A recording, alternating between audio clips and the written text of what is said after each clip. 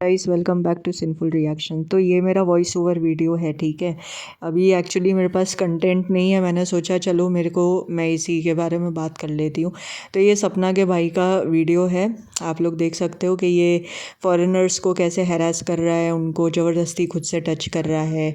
यहाँ पे ये बंदर को हैरास करे जा रहा है। मतलब मैं तो ये चाहती हूँ कि ये बंदर ना रिटर्न गिफ्ट इसे दे देता रेबीज काट करके, क्योंकि ये सांड की तरह जो है लाल कपड़े पहन के उसको परेशान कर रहा है। आप लोग जानते हो अच्छे से कि ऐसे जो बंदर या कोई भी जानवर बैठा होता है वो तुम्हारा कोई नुकसान नहीं पहुंचा रहा है, पर तुम अगर उसे छेड़ोगे फिर वो तुम्हें काट लेगा। फिर तुम विक्टिम कार्ड खेलने चालू कर देते हो कि बंदर ने मुझे काट लिया, ये कर लिया, वो कर लिया, फिर तुम्हारे आंसू निकल जाते हैं।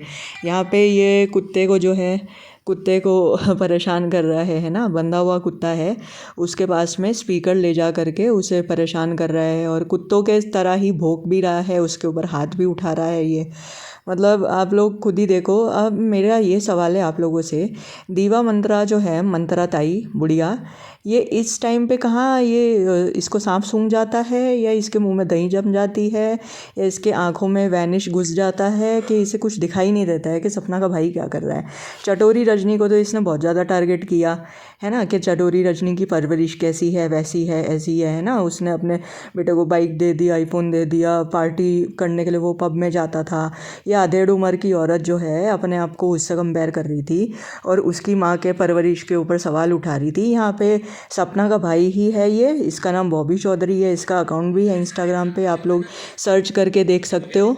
और ये देखो, ये वीडियो जो है ये सिजलर रोस्टर के चैनल पे आपको दिख जाएगी, मैं टैग भी कर दूंगी, तो आप क्लिक करके उसका चैनल देख सकते हो। वहाँ पे ओरिजिनल वीडियो पड़ी है, मैं तो सिर्फ वॉइस ओवर अभी कर रही हूँ।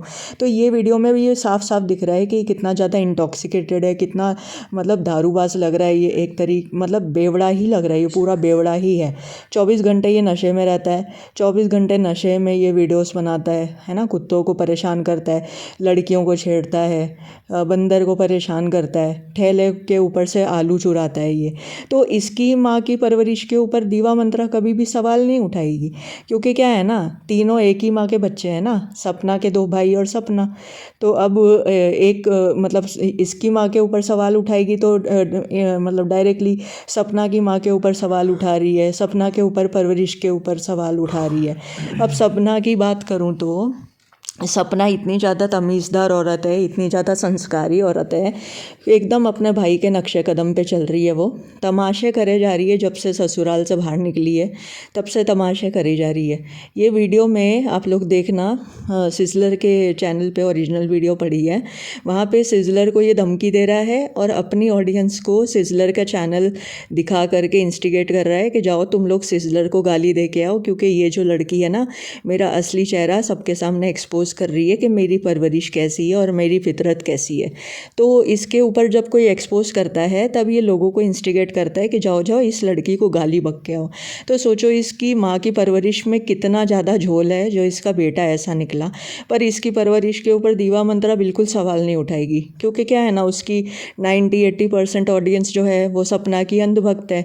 सपना के अंधभक्तों को तो कुछ दिखाई देता है नहीं, है ना। सपना जो कहेगी वही इनके लिए एकदम पत्थर की लकीर है। सपना जो है उसने फर्स्ट हस्बैंड के ऊपर ये बोला था कि फर्स्ट हस्बैंड इसको मारता था प्रेगनेंसी के दौरान, उसके ऊपर हाथ उठाता था, उसको हैरास करता था, उसको मतलब डोमेस्टिक वायलेंस करता था उसके ऊपर। फिर फर्स्ट हस्बैंड कोविड में मर गया, उसी घर के बेटे के साथ में इसने दूसरी बार शादी की, राजवीर के साथ।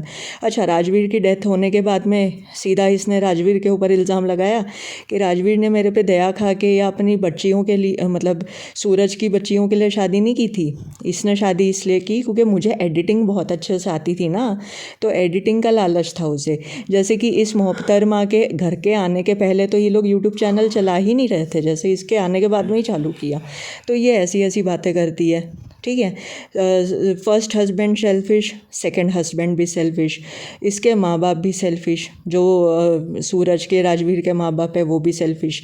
ऊपर से सूरज और राजवीर के जो फादर है वो इसके ऊपर गलत नज़र डालता है। इसने ही कहा था अपने रिकॉर्डिंग में कि मेरी छाती के ऊपर नज़र डालते हैं, मेरे पे बुरी नज़र रखते हैं, मेरे से IVF के थ्रू बच्चा चाहते थे, मेरे को परेशान करते थे, इसलिए मैं वो घर जो है छोड़ करके आई हूँ। इसने अपनी एप्लीकेशन में ये सारी चीज़ें लिखी है।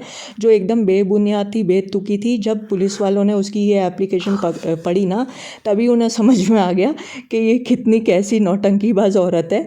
इस चलते उन लोगों ने इसकी एप्लीकेशन है ना इसके मुंह पे ही फाड़ दी, क्योंकि अभी ज़माना ना चेंज हो गया है। तुम मुंह उठा के किसी के भी ऊपर कुछ भी अनाप शनाप तुम इल्ज़ाम नहीं लगा सकते, तुम्हें बहुत सारे प्रूफ्स देने पड़ते हैं, है ना। और पुलिस वाले और लॉयर वगैरह जितने भी होते हैं ना, वो बहुत सारे अपने पूरे एक दिन में वो बहुत सारे केसेस देख लेते हैं ऐसे, तो इनको समझ में आ जाता है, बॉडी लैंग्वेज से, बात करने के स्टाइल से सारी चीज़ें समझ में आ जाती है। अब मेरा क्वेश्चन ये है, सपना के अनभक्तों, मुझे ये बताओ कि सपना का पहला पति गंदा, दूसरा पति ने इससे मतलब से शादी की, इस सपना के जो ससुर है वो इसके ऊपर बुरी नज़र डालता है, ठीक है। अब शिवी का जो हस्बैंड है, शिवी का हस्बैंड इसे गाली देता है, शिवी खुद मतलबी, शिवी के सास ससुर मतलबी, ठीक है। अंशु भी मतलबी, अंशु के माँ बाप भी मतलबी, अंशु के पापा ने तो मरवाने की कोशिश की थी इसके सेकंड हस्बैंड यानी राजवीर को। तो इसके इर्द गिर्द जितने भी लोग हैं सारे मतलब ही है। एक बहुत मासूम बच्ची जो है वो सपना ही है ना तुम्हारे हिसाब से। तो तुम लोग देख रहे हो, ये एक ही माँ की औलाद है। ये वाला जो लड़का है ये एक लड़की को बर्दाश्त नहीं कर पा रहा है, तो उसके लिए ये बोल रहा है लोगों को कि जाओ जाओ इसको जाके गाली दो। तो इसकी परवरिश के ऊपर कोई सवाल नहीं उठा रहा। दीवा मंत्रा जैसे लोग जो हैं वो इसकी बूटलेकिंग करे जा रहे हैं, इसके जूते चाट रहे हैं वो लोग, है ना। तो दीवा मंत्रा के ऊपर भी कोई सवाल नहीं उठाएगा, क्योंकि दीवा मंत्रा तो बहुत बड़ा अच्छा काम कर रही है। चटोरी रजनी के तो ये नहा धो के पीछे पड़ी हुई थी, है ना, कि कैसी माँ है, अपने बेटे को ये सारी चीज़ें दे के रख दी, बेटे को बिगाड़ के रख दिया। तो ये बेटा ये कपूत क्या कर रहा है, ये भी तो सपना की माँ का ही औलाद है ना। ये क्या कर रहा है, लड़कियों को परेशान कर रहा है।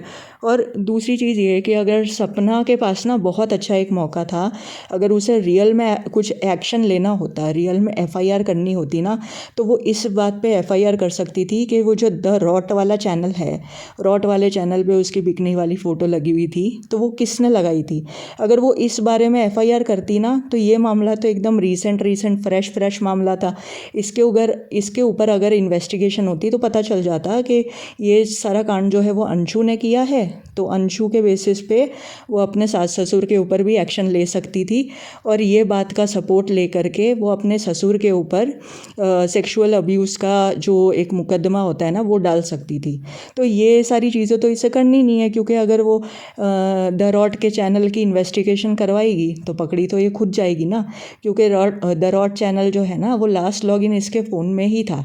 इसके फ़ोन में ही उसका लॉगिन पासवर्ड था। जब लाइव में ये होशियारी मार के आई थी ना, अपना स्क्रीन दिखा रही थी, तब उसके फ़ोन पे वो लॉगिन होते होते रह गया, और उसने टाइम लॉगिन होने से पहले ही उसने बैक मार दिया। अब आप ये बताओ, हमारे देश में ना सिस्टम करप्ट है, मैं मानती हूँ, इतना ज़्यादा करप्ट नहीं है कि राजवीर के ऊपर किसी ने गोली चला दी और वहाँ पे एफआईआर भी दर्ज नहीं हुई।